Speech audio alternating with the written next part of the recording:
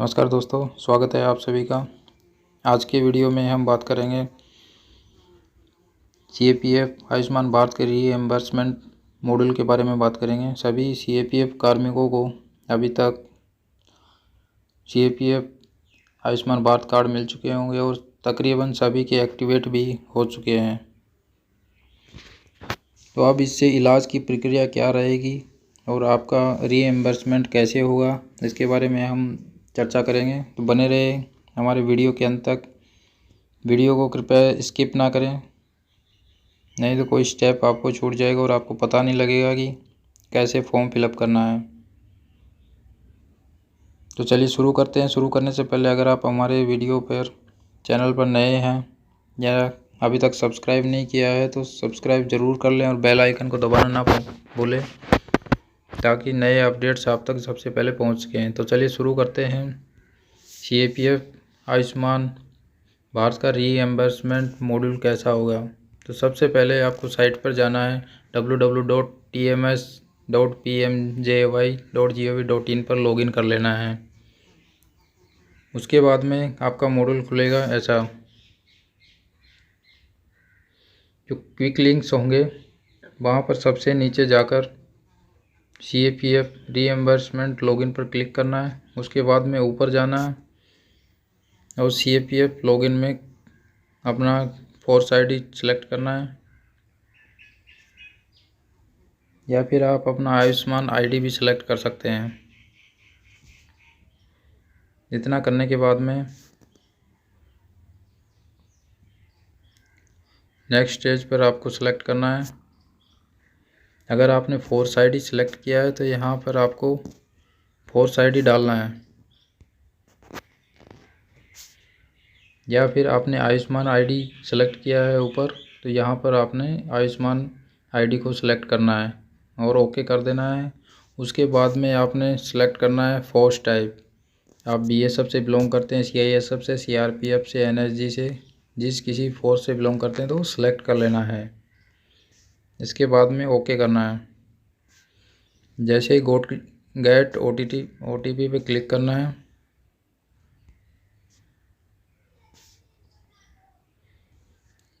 आपने force ID select कर ली है, फोर्स आईडी को डाल दिया है और फोर्स टाइप को सिलेक्ट कर लिया है। इसके बाद में गेट ओटीपी पे क्लिक करना है। अगर आपका कार्ड एक्टिवेट हो चुका है तो यहाँ से आपको गेट ओटीपी पे क्लिक करने से आपका ओटीपी आ जाएगा, नहीं तो आपका बताएगा कि इनवैलिड फोर्स आईडी या आयुष्मान आईडी। तो देखिए यहाँ पे ये एक्टिवेट हो रखा है कार्ड, इसलिए यहाँ पर आपका ओटीपी डालने के लिए आ रहा है। यहाँ तक जो स्टार्टिंग में हमने tms.pmjy.gov.in साइट डालने से लेके यहाँ तक लॉगिन करने तक का वीडियो मैंने बना रखा है। आप इस वीडियो पर जाकर कंप्लीट लाइव देख सकते हैं, लाइव प्रूफ के साथ दिखाया कि आपको कैसे लॉगिन करना है। इसके बाद में लॉगिन करने के बाद में आपका क्या प्रोसेस रहेगा। जैसे आप अपने अकाउंट में लॉगिन कर जाते हैं तो उसके बाद में finding details of force officials, the landing page after login provides the details of the beneficiary means force official selecting patient beneficiary. यहाँ पर आपने सेलेक्ट करना है पेशेंट का नाम। तो नीचे आपको देखिए यहाँ पे हमने राउंड किया हुआ है, सेलेक्ट फैमिली मेम्बर को सिलेक्ट करना है। उसके बाद में रीएम्बर्समेंट टाइप को सिलेक्ट करना है।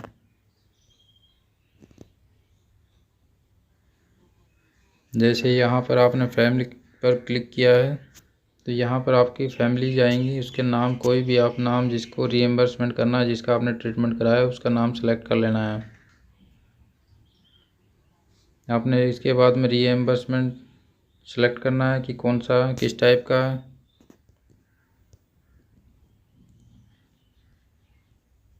रीएम्बर्समेंट टाइप में आपके आउट पेशेंट है डिटेल्स, ओपीडी डिटेल्स, पार्शियली इन patient detail, IPD OPD details आपको डालनी है। अगर आप एडमिट हुए हैं तो आपको आईपीडी डालना है। अगर आप ट्रीटमेंट लेके घर पे वापस आ गए तो ओपीडी डिटेल डालनी है। इसके बाद में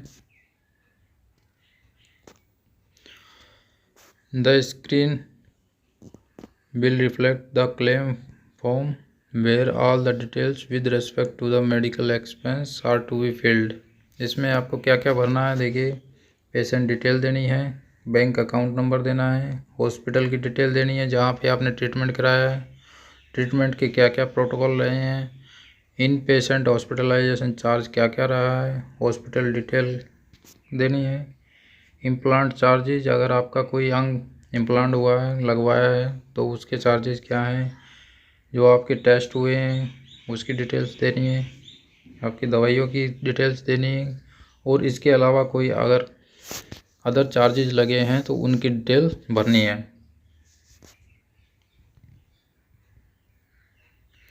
और ध्यान रहे, पेशेंट डिटेल एक बार डालने के बाद में एडिट नहीं की जा सकती हैं। इसमें क्लियर लिखा हुआ है कि the data is auto filled, you can not edit this, any change required must be report to your respective force office. Bank data भी आप एडिट नहीं कर सकते हैं।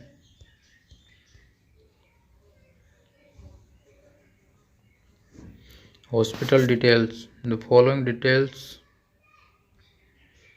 are to be selected from the drop down and filled in accordingly।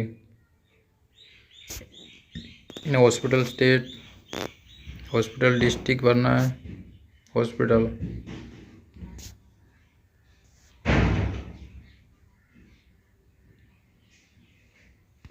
यहाँ पे देखिए hospital state भरना है, हॉस्पिटल डिस्ट्रिक्ट भरना है और हॉस्पिटल भरना है। ट्रीटमेंट प्रोटोकॉल क्या क्या रहे हैं, स्पेशलिटी, उसका प्रोसीजर क्या रहा है और कितना अमाउंट आपका लगा है। इसके अलावा अगर और प्रोसीजर है तो ऐड प्रोसीजर पर क्लिक करके आप ऐड कर सकते हैं।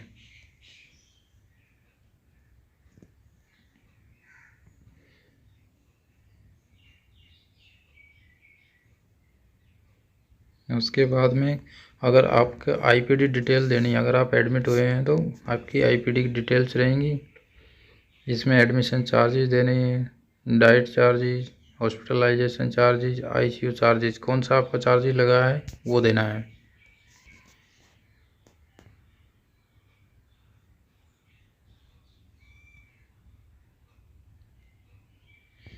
इसके बाद में नेक्स्ट स्टेप पे आपको इन पेशेंट इन्वेस्टिगेशन डायग्नोसिस की डिटेल्स भरनी है, जिसमें आपको आप आईपीडी में एडमिट रहे हैं या फिर ओपीडी में रहे हैं।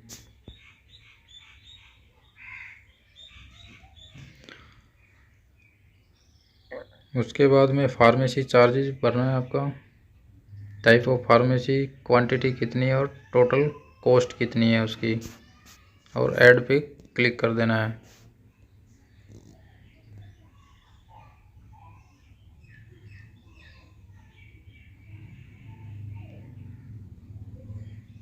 इसके बाद में अगर आपके अदर चार्जेज हैं उनको भी आप इसमें सबमिट कर सकते हैं। इसके अलावा कोई और चार्जेज लगे हैं तो आपकी एडमिशन डिटेल्स डालनी है, एडमिशन की डेट क्या थी, डेट ऑफ ट्रीटमेंट, ये आपका इमरजेंसी था या नॉर्मल था, डेट ऑफ डिस्चार्ज डालना है आपका। के बाद में टोटल अमाउंट रहेगी कि कितना टोटल अमाउंट जो बिल अमाउंट है, और आपने क्लेम कितने का करना है, टोटल अमाउंट का करना है या हाफ का करना है, वो डिटेल्स आपको देनी है। टोटल चार्जेस डालने के बाद में आपने कोई रिमार्क्स अगर लिखना है तो आप यहाँ पर लिख सकते हैं। ये कंपलसरी है, कुछ ना कुछ आपको लिखना पड़ेगा। और इसके बाद में एक्शन टाइप पे आपको ड्रॉप डाउन करेंगे तो इनिशिएट क्लेम आएगा, उसके बाद में सबमिट कर देना है। जो जो आपने डिटेल भरी है वो यहाँ पे शो रहेंगी। डिस्चार्ज समरी है, मैंडेटरी डॉक्यूमेंट्स पर package, reports of investigation, invoice of investigation, ये आपको लगानी है, अपलोड करनी है। प्रिस्क्रिप्शन, इनवॉइसेज ऑफ इम्प्लांट, मतलब आपके जितने भी ट्रीटमेंट हुए हैं उनकी जितने भी बिल हैं आपको यहाँ पर अपलोड करने पड़ेंगे। ये कंपलसरी है। उसी के बाद में आपका क्लेम इनिशिएट होगा। यहाँ पर देखिए, आपने अगर अपलोड पे जाके यहाँ से क्लिक किया है तो यहाँ पर आपका शो करने लग जाएगा। पिछले मेन्यू में आपका शो नहीं कर रहा है, यहाँ पर इसको वाले कॉलम खाली है। तो यहाँ पर अपलोड पर क्लिक करेंगे तो आपको ऑप्शन खुलेगा और ब्राउज करके आपको अपलोड कर देना है। जैसे यहाँ पर अपलोड कर दिया गया है तो यहाँ पर शो कर रही हैं फाइलें जो अपलोड की गई हैं। इसके बाद में सबमिट कर देना है और आपका मैसेज आएगा कि IPD full claim initiated by beneficiary. आपका क्वेरी नंबर आपका जनरेट हो जाएगा और से आप ट्रैक कर सकते हैं कि आपका क्लेम कहाँ तक प्रोसेस हुआ है।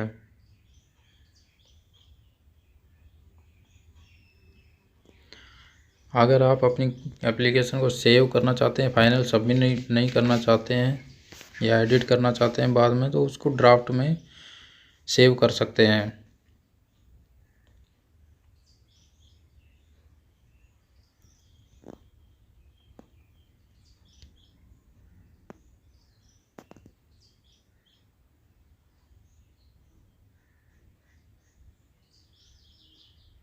यहाँ पर आपका स्टेटस आप चेक कर सकते हैं।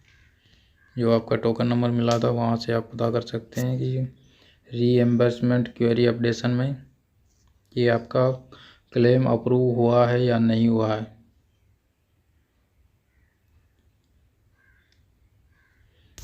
इस कॉलम के अंदर आपका अप्रूवल आएगा। अगर आपका अप्रूव हो जाएगा तो आपकी टोटल अमाउंट शो कर जाएगी कि आपका पैसा रीएम्बर्समेंट हो गया है, हो जाएगा।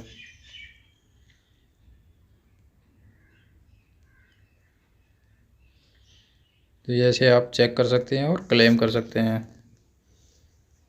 आशा करता हूँ मेरे द्वारा दी गई जानकारी आप लोगों को समझ आ गई होगी। अगर वीडियो अच्छा लगे तो लाइक शेयर ज़रूर कर दें।